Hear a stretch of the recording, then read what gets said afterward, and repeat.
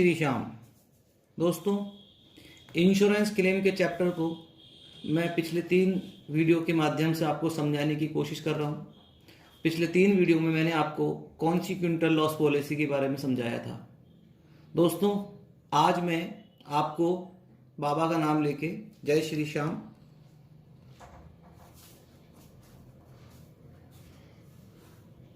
Insurance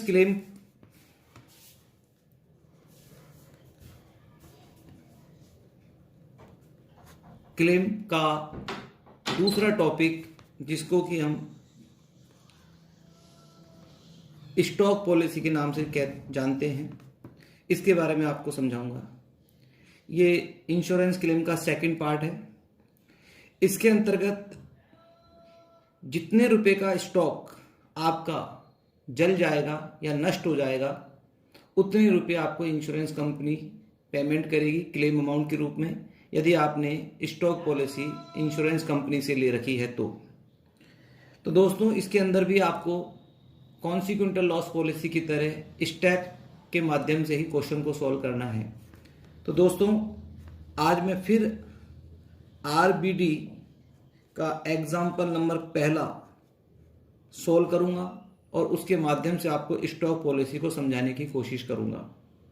दोस्तों, इसके अंतर्गत सबसे पहली स्टेप जो है, उसमें हमको निकालना होता है जीपी रेट। जीपी रेट के बारे में फ्रेंड्स 2 बातें हैं, या तो ये क्वेश्चन में गिवन होगी या तो ये नॉट गिवन होगी। अगर क्वेश्चन में जीपी रेट गिवन है, जैसा कि एग्जाम्पल नंबर पहला जो मैं कर रहा हूं, इसके अंदर जीपी रेट ऑलरेडी मुझे गिवन है और वो जीपी रेट 25% ऑन सेल्स है।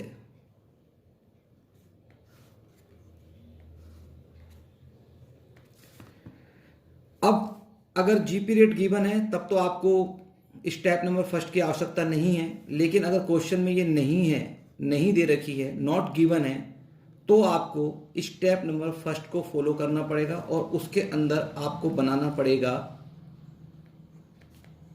Trading account. ट्रेडिंग अकाउंट जब आग लगी है, उससे पिछले साल का फाइनेंशियल स्टेटमेंट से बनाना पड़ेगा।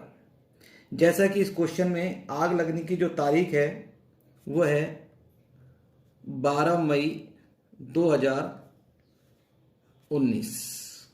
12 मई 2019 को आग लगी है। डेट ऑफ फायर है, ये हमारी डेट ऑफ फायर है। तो पिछला फाइनेंशियल ईयर जो है वो हमारा इसमें जो है, या तो वो जनवरी से दिसंबर होगा या वो अप्रैल से मार्च होगा। अब इस क्वेश्चन के हिसाब से अगर हम चले तो वो फाइनेंशियल ईयर है हमारा अप टू 31 मार्च 2019। यानी कि स्टार्टिंग कहां से होगी दोस्तों इसकी? फ्रॉम 1 अप्रैल 2018 से। ये फाइनेंशियल ईयर का ट्रेडिंग अकाउंट आपको बनाना पड़ेगा अगर क्वेश्चन में जीपी रेट नहीं दे रखी है। If GP rate is not given तो आपको ये ट्रेडिंग अकाउंट प्रिपेयर करना पड़ेगा। इस क्वेश्चन में आपको प्रिपेयर करने की बिल्कुल भी आवश्यकता नहीं है, क्योंकि इस क्वेश्चन में ऑलरेडी आपको जीपी रेट गिवन है। लेकिन अगर बाय दी वे इस क्वेश्चन में ये जीपी रेट नहीं होती तो मुझे ट्रेडिंग अकाउंट बनाना पड़ता, और अगर मैं बनाता तो मैं आपको किस तरह से बनाना पड़ता उसके बारे में समझा रहा हूं। यहां आपको सबसे पहले लिखना होता है ओपनिंग स्टॉक। ये ओपनिंग स्टॉक आपको दे के रखेगा, वो होगा आपका 1 अप्रैल 2018 का। ये क्वेश्चन में गिवन होगा। इसी तरह से आपको अप्रैल से लेके मार्च 18 से 19 की परचेज आपको क्वेश्चन में दे के रखेगा। इसी तरह से अप्रैल से मार्च 18 से 19 की डायरेक्ट एक्सपेंसेस क्वेश्चन में गिवन होंगे। अब डायरेक्ट एक्सपेंसेस में जैसे वेजेज हैं, मैन्युफैक्चरिंग एक्सपेंसेस हैं, कैरेज इनवर्ड है, इस तरह के कुछ खर्चे शामिल किए जाते हैं। ये भी अगर क्वेश्चन में दे रखे हैं तो आपको लिखने पड़ेंगे। उसी प्रकार से आपको यहाँ पर क्लोजिंग स्टॉक लिखना पड़ेगा। क्लोजिंग स्टॉक कौन सा होगा? 31 मार्च 2019 का, ये भी आपको क्वेश्चन में गिवन होगा। इन तीनों को आपको ऐड करना है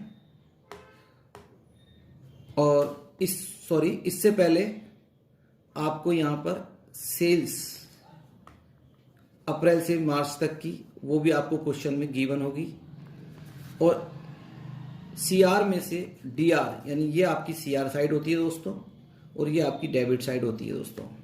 तो आपको क्रेडिट साइड में से डेबिट साइड घटाना पड़ेगा, तो आपका बैलेंसिंग फिगर के रूप में ग्रॉस प्रॉफिट आएगा, और ये ग्रॉस प्रॉफिट आपको कैलकुलेट करना है एज ए बैलेंसिंग फिगर।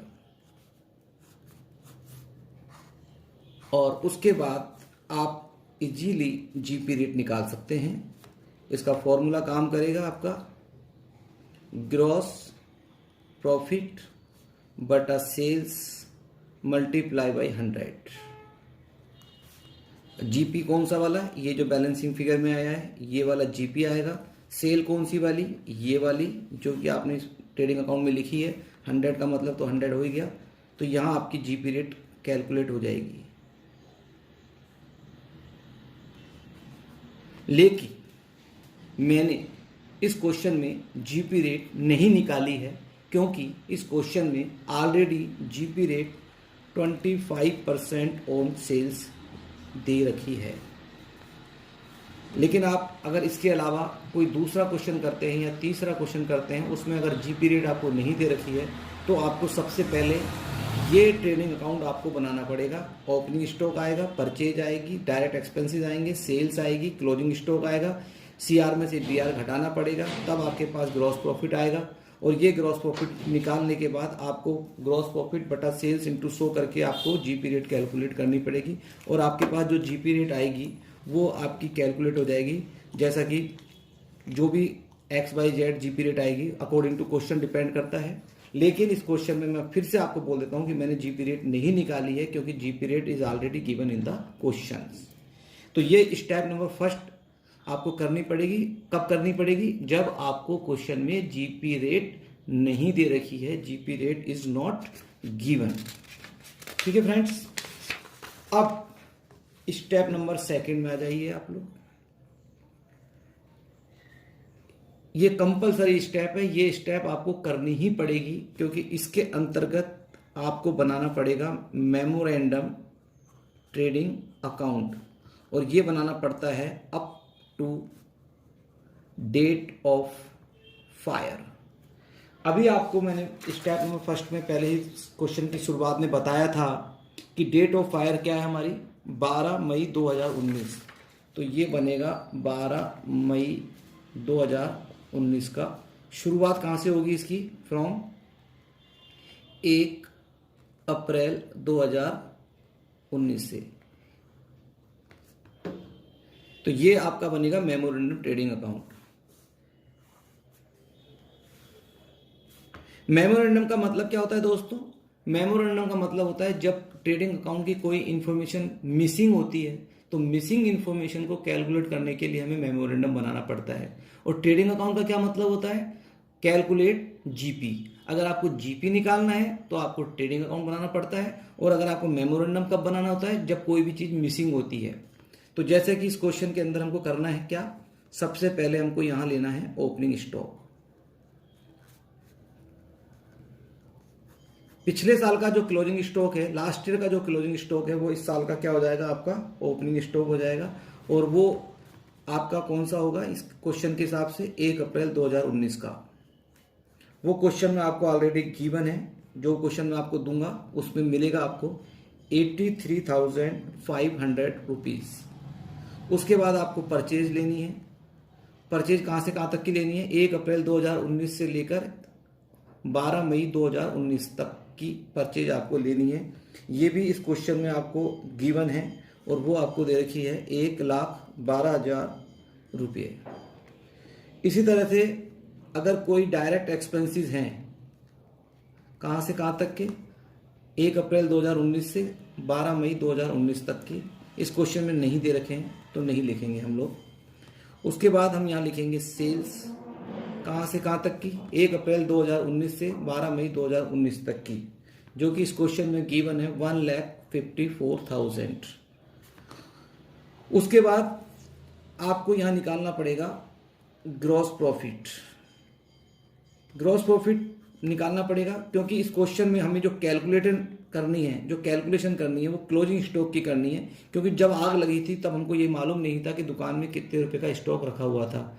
तो वो क्लोजिंग स्टॉक जब ही निकल पाएगा जब हमारे पास जीपी हो, और जीपी की रेट हमारे पास लास्ट ईयर की जीपी रेट हमने निकाल रखी है, जो कि इस क्वेश्चन में तो गिवन है, और वो क्वेश्चन में जीपी रेट आपको दे रखी है 25% ऑन सेल्स। ये आपको क्वेश्चन में गिवन है। अगर ये गिवन नहीं होती तो मैं आपको बता चुका हूं कि आप स्टेप नंबर फर्स्ट जो मैंने यहाँ बताया था उसमें आपने ये ट्रेडिंग अकाउंट बनाया था, और वो जो जीपी रेट आप निकालोगे वो काम आएगी। और अगर आपको ऑलरेडी जीपी रेट दे रखी है तो वही जीपी रेट आपको यहाँ काम में आ जाएगी। लेकिन एक बात का विशेष ध्यान रखें, वेरी इंपॉर्टेंट, कि जीपी रेट जो क्वेश्चन में गिवन होती है वो दो टाइप से गिवन होती है, या तो वो ऑन सेल्स होती है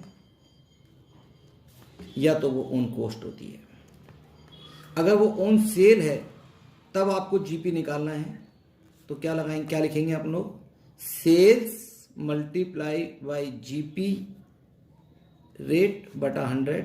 लेकिन अगर ये ऑन कॉस्ट है या ऑन परचेज है, एक ही बात है, तो हमें जीपी निकालना है, तो हम क्या लिखेंगे, सेल्स इंटू जीपी रेट बटा 100 प्लस रेट। अब इस क्वेश्चन के हिसाब से अगर हम बात करें तो यहां हमको ऑन सेल दी गई है, तो इसका मतलब हमको ये वाला फॉर्मूला अप्लाई करना है। तो क्या फॉर्मूला लगा, सेल आपको क्वेश्चन में गिवन है 1,54,000 रुपीज। जीपी रेट आपको ऑलरेडी क्वेश्चन में गिवन है, कितनी दे रखी है, 25% बटा 100। बस थोड़ा सा करेक्शन हो जाएगा, अगर ऑन कॉस्ट हो तो यहाँ प्लस रेट और कर देना आप लोग। इसको आप कैलकुलेट कर लीजिए, 38,500 रुपीज। तो यहाँ हम लिखेंगे 38,500। अब मिसिंग क्या है इस क्वेश्चन में, क्लोजिंग स्टॉक। तो ये जो है आपका वो बैलेंसिंग फिगर के रूप में आएगा, कैलकुलेट कर लीजिएगा आप, इसमें से इसको घटाना है तो 80,000 रुपीज आपका आ जाएगा।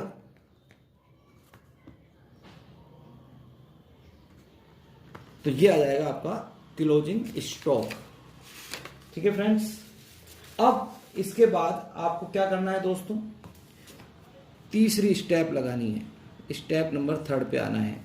और क्या निकालना है आपको इसमें कैलकुलेशन करनी है स्टॉक लॉस बाय फायर, यानी कि कितने रुपए का माल आपका आग से जल गया। तो इसके लिए क्या करना पड़ेगा फ्रेंड्स, आपको क्लोजिंग स्टॉक निकालना पड़ेगा, जो आप निकाल के बैठे हैं स्टेप नंबर 2 में। ऑलरेडी दिखा देता हूं मैं आपको, ये रहा 80,000 रुपीज।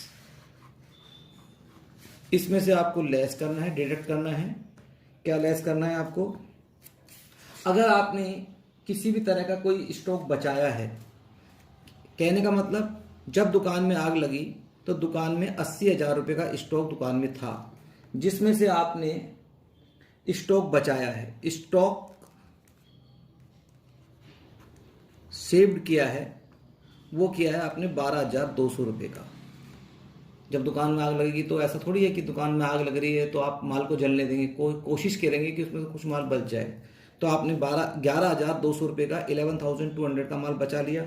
और कुछ स्टॉक ऐसा हो गया जो बचाया गया लेकिन उसकी रेट थोड़ी सी कम हो गई, यानी कि कम जला है लेकिन मार्केट में बिकेगा, तो वो उसकी वैल्यू इसने आपको दे रखी है, agreed value of damage stock 10,400। ये माल आपका पूरी तरह से बच गया है। ये माल आपका ऐसा है कि इसकी वैल्यू ज़्यादा होगी लेकिन मार्केट में ये 10,400 का बिक जाएगा। तो इस तरह से इंश्योरेंस कंपनी आपको ये कहती है कि 80,000 रुपये का जो माल आपका दुकान में रखा था उसमें से आप 21,600 रुपये का माल आपने बचा लिया है, डायरेक्ट इनडायरेक्ट जैसे भी है। तो आपका फाइनल लॉस जो हुआ है वो हुआ है 58,400 रुपीज का, तो इसे हम बोलेंगे स्टॉक लॉस बाई फायर। 58,400, 58,400 का स्टॉक आपका जल गया। इंश्योरेंस कंपनी को आपको 58,400 देने पड़ेंगे, लेकिन अगर क्वेश्चन में पॉलिसी अमाउंट दे रखा है या सम इंश्योर्ड दे रखा है, तो फिर आपको क्लेम अमाउंट निकालने के लिए एवरेज क्लोज लगाना पड़ेगा, जैसा कि कॉन्सिक्वेंटल लॉस पॉलिसी की लास्ट स्टेप में हमने किया था, वही सेम टू सेम हमको यहां पर भी करना है। तो यहां हमको एवरेज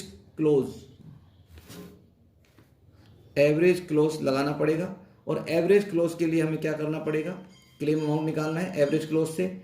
एवरेज क्लोज का क्या मतलब है, जब पॉलिसी अमाउंट आपको दे रखा है और अगर आपने पॉलिसी, जितने रुपए की पॉलिसी आपको करानी चाहिए थी उतने रुपए की पॉलिसी आपने ना करा के उससे कम की करा रखी है, तो उसी प्रोपोर्शनेट में, उसी अनुपात में आपका क्लेम अमाउंट भी कम हो जाएगा।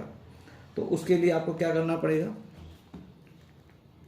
स्टॉक लॉस बाई फायर लेना है। यहां पे ये आपने कहा निकाला दोस्तों, स्टेप नंबर 3 में निकाला है। इसके बाद आप यहां लेंगे क्लोजिंग स्टॉक, ये आपने कहा निकाला था दोस्तों, स्टेप नंबर 2 में निकाला था, इनटू पॉलिसी अमाउंट या सम इंश्योर्ड, या क्वेश्चन में आपको गिवन होगा। दो चीजें आपको, आप ऑलरेडी निकाल के बैठे हैं, एक आपको गिवन होगा, इसको आपको अप्लाई करना है। स्टॉक लॉस बाई फायर ये आपको दे रखा है 58,400।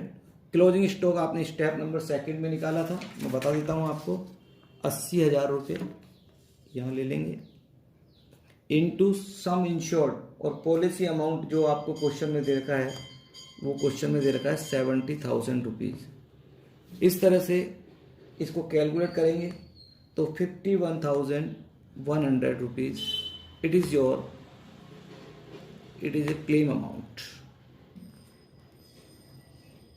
क्या मतलब हुआ इस बात का, सिंपल सी बात है कि 58,400 का लॉस हुआ है, लेकिन आपको जो क्लेम मिलेगा वो 51,100 का मिलेगा। क्यों, क्योंकि आपको पॉलिसी 80,000 की लेनी थी, लेकिन आपने ली कितने रुपए की है, 70,000 रुपए की ली है। इस तरह से आपका ये क्लेम अमाउंट निकल जाएगा दोस्तों। अब इसके बाद हम आपसे अगले वीडियो में इससे टफ एग्जाम्पल को डिस्कस करेंगे। जब तक के लिए जय श्री श्याम। और इसे आप अपने कमेंट बॉक्स में इस नोट्स को आप पाएंगे, तो वहां से आप इसको देख सकते हैं। डिस्क्रिप्शन बॉक्स में आप इसको मिलेगा, आपको ये सारा का सारा क्वेश्चन मिल जाएगा आपको डिस्क्रिप्शन बॉक्स में, और ये क्वेश्चन का सॉल्यूशन जो मैंने आपको अभी करके दिखाया है ये भी आपको डिस्क्रिप्शन बॉक्स में मिल जाएगा दोस्तों। अब इसे लाइक और सब्सक्राइब और शेयर करना ना भूलें। Thank you.